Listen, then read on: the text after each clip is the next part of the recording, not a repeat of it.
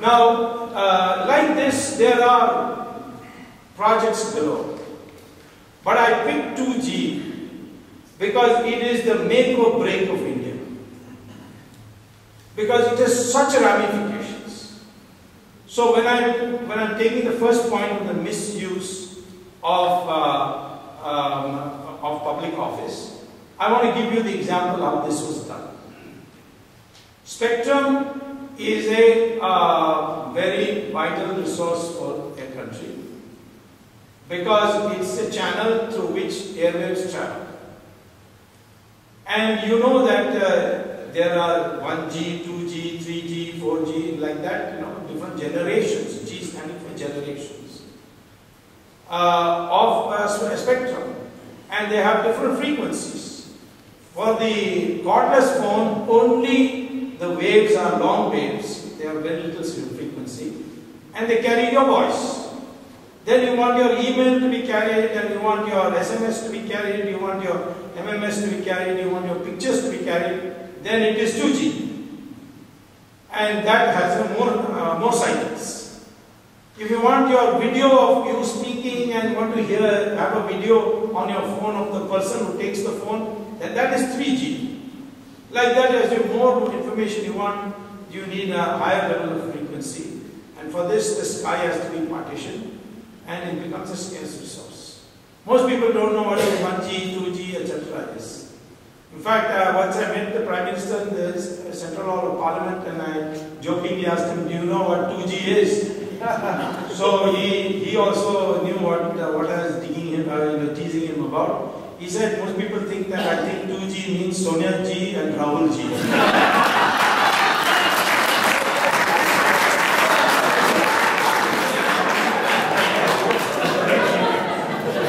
So this 2G, India's mobile market has grown enormously. In 2001, there were only 40 million handsets. Today there are 700 million handsets. Such is the demand for mobile services. So there is a lot of desire for people to become telecom companies in India. So Mr. Raja, the telecom minister, he became in 2007. Till then it was Dayadini Maran. And he decided that he will, there was a recommendation from the TRAI, that is the Telecom Regulation Authority, that allow everybody to apply and then hold an auction. This is the best way. But Raja felt that if there is an auction, then his friends won't get it. So he decided, and his two friends actually were not even telecom companies whom he wanted the license to be given. One was called Swan Capital, which was a real estate company, and the other was called Unitech, which is also a Delhi-based real estate company, in which 20% of the shares are owned by Sonia Gandhi's son-in-law, Robert Vadla.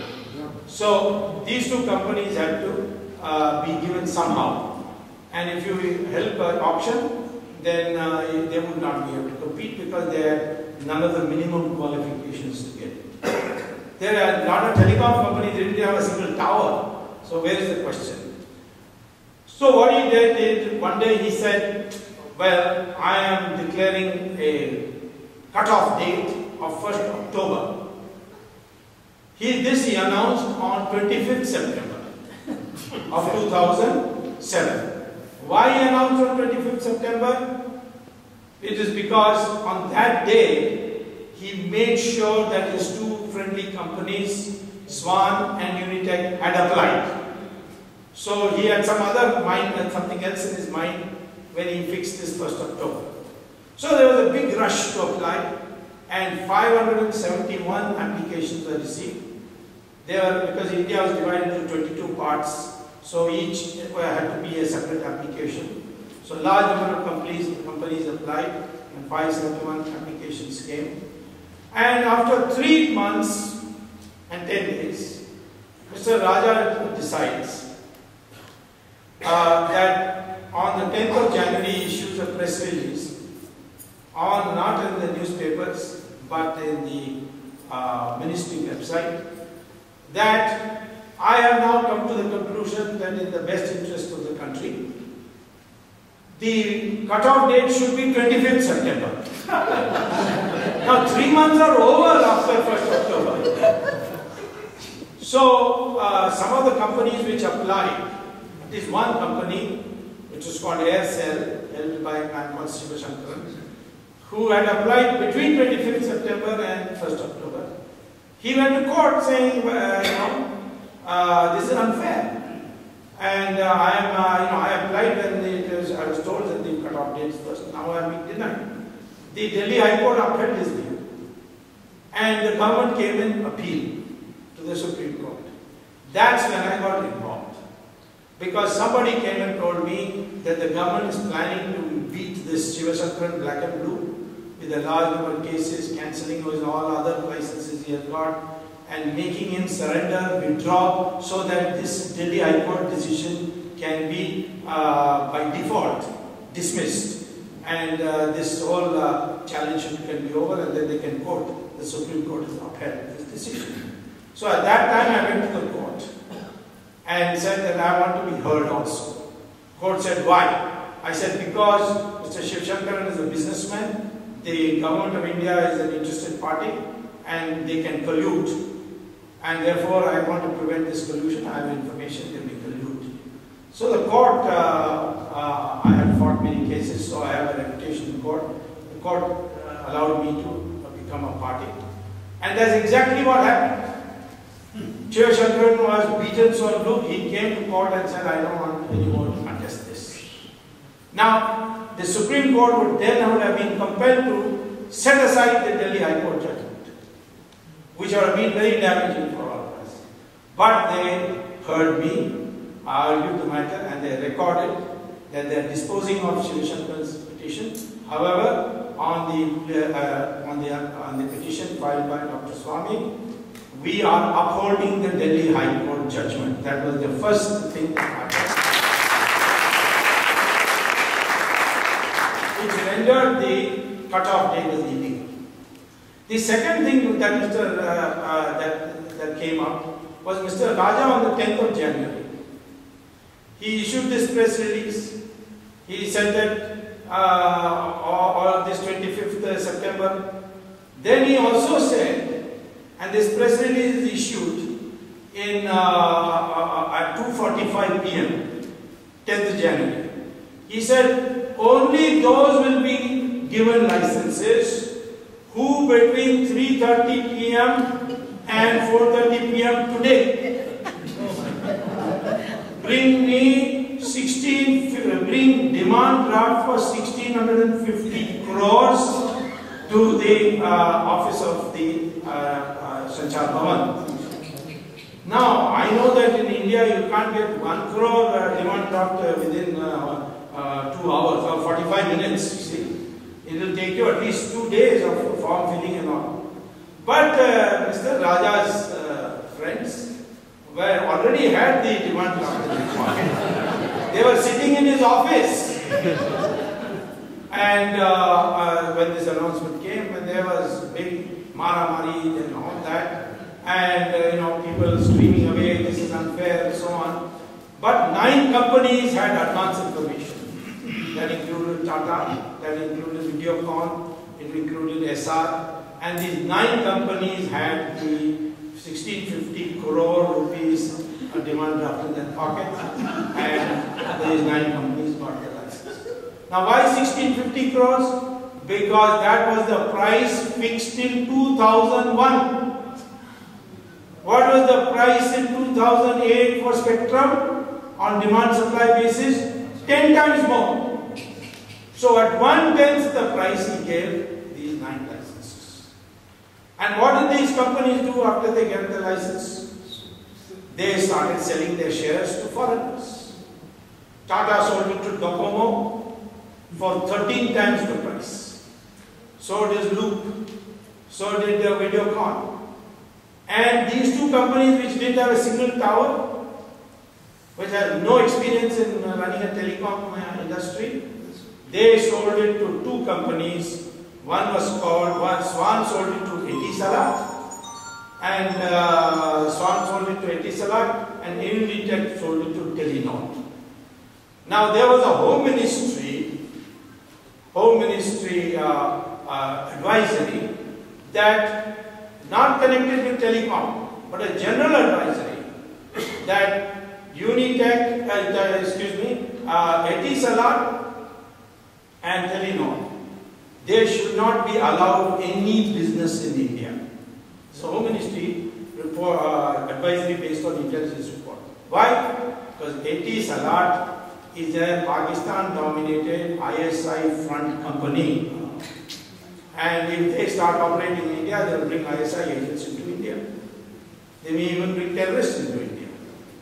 And the Indian component of that company is headed by a man called Shahid Balwas, a builder in Bombay, who is the right-hand man of Dawood Ibrahim, says the Home Minister. As for Telenor, it's a Norwegian company, but it's 99% of its business is in Pakistan and Bangladesh. And their telecom equipment is purchased, they purchase from Chinese People's Army. And this equipment can also do cyber warfare. And in a war between India and China, this equipment can be converted to cyber warfare use. And the entire Indian Defense Ministry computers can go down during a time of war. Therefore, as a national security measure, these two should be killed. So, two violations are all about it. One is price fixed at 1/10, and as a consequence, if you had auctioned how much would the country have got? You would have got an extra $40 billion, enough to build your entire infrastructure, 100 new universities, finance the agricultural modernization. You could have used it for so many other purposes. All would have been government revenue. And the companies were ready to give it. Because when Tata sold it to Docomo, they paid 13 times. They wouldn't have minded paying it to the government also. So therefore, the national revenue loss was $40 billion.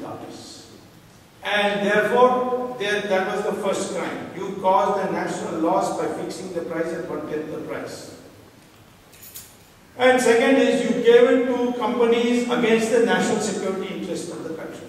You permitted the sale to these companies. There was another condition also of the Telecom Regulatory Act, that once you get a license, you cannot sell to anybody for 3 years. Raja said, no, 3 years is the same thing as 3 hours. So he gave permission. So I wrote a letter to the PM saying there is a Prevention of Corruption Act. And it clearly shows that Raja has misused his public office. And it must be for for his private gain. Because he used to come on a cycle 15 years ago, now I see him in Mercedes-Benz and clothes imported from Saks Fifth Avenue. So there must be something. He's building lovely houses, and his returns that he filed as a candidate for Lok Sabha shows astronomical 171% rise in wealth in 5 years. So therefore, I would like to prosecute him. There is a provision in the Prevention of Corruption Act that any individual of India can initiate a legal process under the Prevention of Corruption Act, but because they don't want the public officials to be harassed, there has to be some vetting. So the person who would appoint or dismiss the employee, he should be asked permission or asked for sanction to prosecute. So I wrote to the Prime Minister, giving all the documents. He did not reply. Then I wrote another letter. No reply. I wrote 5 letters. No reply. 1.5 years have gone over. I've got many more documents. So finally I went to the Supreme Court. I must say, to the credit of our Indian Constitution, there is a provision in the Indian Constitution whereby you can go to the Supreme Court and say, government is not performing its statutory duties, so please allow me to perform those statutory duties on behalf of the government as a citizen of India.